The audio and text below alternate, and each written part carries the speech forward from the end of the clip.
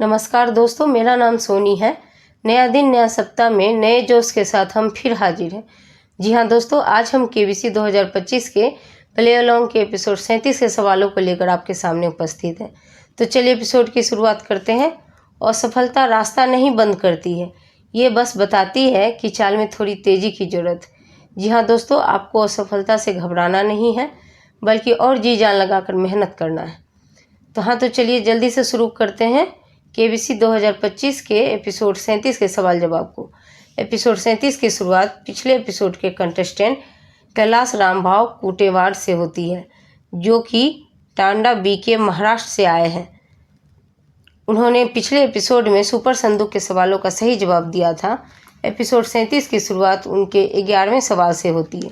तो आइए देखते हैं उनके सवालों को। तो उनका सवाल इस प्रकार है, अगस्त 2023 के संदर्भ में वो अंतिम उपराष्ट्रपति कौन है जो बाद में भारत के राष्ट्रपति बने? इसका सही जवाब है option number A, Shri K R. Narayan. जी हाँ दोस्तों, इसका सही जवाब option number A, Shri K R. Narayan है। अब स्क्रीन पे आ रहा है उनका सवाल नंबर 12। भगवान विष्णु के किस अवतार को उनके एक कार्य के कारण त्रिविक्रम भी कहा जाता है? इसका सही जवाब है ऑप्शन नंबर डी, भगवान वामन। जी हाँ दोस्तों, इनका सही जवाब ऑप्शन नंबर डी, भगवान वामन है। अब स्क्रीन पे आ रहे हैं एपिसोड के प्रश्न। तो एपिसोड के प्रश्न इस प्रकार हैं, वनों की कटाई के कारण इनमें से क्या होता है? इसका सही जवाब है ऑप्शन नंबर डी, वर्षा में कमी। जी हाँ दोस्तों, इसका सही जवाब ऑप्शन नंबर डी, वर्षा में कमी है। अब आते हैं इनके सवाल नंबर 13 पे, जो कि इस प्रकार है, 1969 में इनमें से क्या सबसे पहले रैगनार फिश और यान टिम्बरगेन को प्रदान किया गया था? इसका सही जवाब है ऑप्शन नंबर बी, अर्थशास्त्र में नोबेल पुरस्कार। जी हाँ दोस्तों, इसका सही जवाब ऑप्शन नंबर बी, अर्थशास्त्र में नोबेल पुरस्कार है। अब स्क्रीन पे आ रहा है इनका सवाल नंबर 14। इनमें से किस भारतीय क्रिकेटर को अपने एक दिवसीय कैरियर की पहली ही गेंद पर विकेट लेने का गौरव प्राप्त है? इसका सही जवाब है option number C, Sadagopan Ramesh. जी हाँ दोस्तों, इसका सही जवाब option number C, Sadagopan Ramesh है। अब ब्रेक के सवाल, बुकर पुरस्कार जीतने वाले पहले भारतीय कौन थे? इसका सही जवाब है option number A, Arundhati Roy. जी हाँ दोस्तों, इसका सही जवाब option number A, Arundhati Roy है। अब इनका सवाल नंबर 15, जो कि 1 करोड़ का है। तो आइए देखते हैं सवाल नंबर 15। राष्ट्रपति भवन में स्थित विवियन फोर्ब्स द्वारा बनाई गई invention of the printing press शीर्षक वाली पेंटिंग किसको दर्शाती है? इसका सही जवाब है ऑप्शन नंबर बी, विलियम कैक्टसन को। जी हाँ दोस्तों, इसका सही जवाब ऑप्शन नंबर बी, विलियम कैक्टसन है।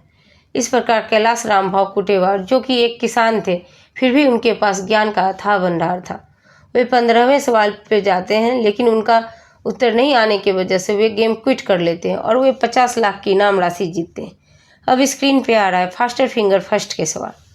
तो फास्टर फिंगर फर्स्ट के सवाल इस प्रकार है, निम्नलिखित को उनके क्षेत्रफल के अनुसार एक घटते क्रम में लगाएं। तो इनका सही क्रम इस प्रकार है, पहले नंबर पे अफ्रीका, दूसरे नंबर पे भारत, तीसरे नंबर पर थार रेगिस्तान और चौथे नंबर पर पुष्कर झील। इस प्रकार इनका सही जवाब BACD है। BACD में सही जवाब देकर सरदा आढ़ा, जो कि 47 वर्ष की हैं और वे जयपुर राजस्थान से आई हैं, वे एक लेखिका और शेयर बाजार की ट्रेडर हैं। वो हॉट सीट पे आती हैं। अब उनका सवाल नंबर 1, इनमें से किस पर आपको सामान्यतः लाल क्रॉस का चिन्ह दिखाई देगा? इसका सही जवाब है ऑप्शन नंबर बी, प्राथमिक चिकित्सा किट। जी हाँ दोस्तों, इसका सही जवाब ऑप्शन नंबर बी, प्राथमिक चिकित्सा किट है। इनका दूसरा सवाल, कश्मीरी चावल के एक व्यंजन तहर को पीला रंग देने के लिए इनमें से किस सामग्री का उपयोग किया जाता है? इसका सही जवाब है ऑप्शन नंबर ए, हल्दी। जी हाँ दोस्तों, इसका सही जवाब ऑप्शन नंबर ए, हल्दी है। इनका तीसरा सवाल, भारतीय प्रणाली के अनुसार इनमें से किस शब्द से दिन के एक प्रकार को दर्शाया जाता है? इसका सही जवाब है ऑप्शन नंबर सी तिथि। जी हाँ दोस्तों, इसका सही जवाब ऑप्शन नंबर सी तिथि है। अब स्क्रीन पे आ रहा है इनका चौथा सवाल। 1966 के एक गीत झुमका गिरा रे में अभिनेत्री किस बाजार में अपना झुमका खो देती है? इसका सही जवाब है ऑप्शन नंबर ए बरेली। जी हाँ दोस्तों, इसका सही जवाब ऑप्शन नंबर ए बरेली है। अब इनका पांचवा सवाल। इनमें से किस देश पर जार या जरीना का शासन था? इसका सही जवाब है ऑप्शन नंबर बी रूस। जी हाँ दोस्तों, इसका सही जवाब ऑप्शन नंबर बी रूस है। इनका छठा सवाल। राष्ट्रीय गोपाल रत्न पुरस्कार किस क्षेत्र के लिए सर्वोच्च राष्ट्रीय पुरस्कार है? इसका सही जवाब है ऑप्शन नंबर ए पशुधन और दुग्ध। जी हाँ दोस्तों, इसका सही जवाब ऑप्शन नंबर ए पशुधन और दुग्ध है। इनका सातवां सवाल। सितंबर 2025 में सेबास्टियन लकोर्नो किस देश के प्रधानमंत्री बने? इसका सही जवाब है ऑप्शन नंबर डी फ्रांस। जी हाँ दोस्तों, इसका सही जवाब ऑप्शन नंबर डी फ्रांस है। इनका आठवां सवाल। इनमें से किस शासक की कब्र आपको हरियाणा में उस युद्ध क्षेत्र के पास मिलेगी जहां वह युद्ध हार गए थे? इसका सही जवाब है option number C Ibrahim Lodi. जी हाँ दोस्तों, इसका सही जवाब option number C Ibrahim Lodi है। अब ब्रेक के सवाल। NEFT लेन देन के लिए आवश्यक न्यूनतम राशि क्या है? इसका सही जवाब है ऑप्शन नंबर ए कोई न्यूनतम राशि आवश्यक नहीं है। जी हाँ दोस्तों, इसका सही जवाब ऑप्शन नंबर ए है। अब इनका नौवां सवाल। कमलेश्वर और मन्नू भंडारी हिंदी साहित्य के किस आंदोलन के समर्थक थे? इसका सही जवाब है ऑप्शन नंबर ए नई कहानी। जी हाँ दोस्तों, इसका सही जवाब ऑप्शन नंबर ए नई कहानी है। आप अपने जवाब को सही कर लें। इनका 10वां सवाल। हॉकी खिलाड़ी मेजर ध्यानचंद का जन्म किस शहर में हुआ था? इसका सही जवाब है ऑप्शन नंबर डी प्रयागराज। जी हाँ दोस्तों, इसका सही जवाब ऑप्शन नंबर डी प्रयागराज है। अब ब्रेक के सवाल। ग्रैमी जीतने वाले पहले भारतीय कौन थे? इसका सही जवाब है ऑप्शन नंबर ए पंडित रविशंकर। जी हाँ दोस्तों, इनका सही जवाब पंडित रविशंकर है।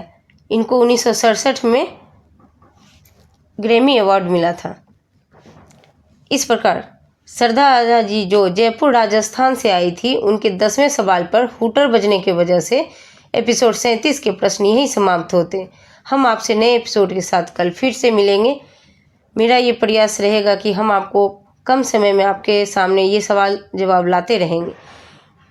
मेरा ये प्रयास पसंद आए तो मेरे चैनल को लाइक एंड सब्सक्राइब करना ना भूलें। तब तक के लिए हंसते रहिए, मुस्कुराते रहिए और KBC की तैयारी करते रहिए। बाय।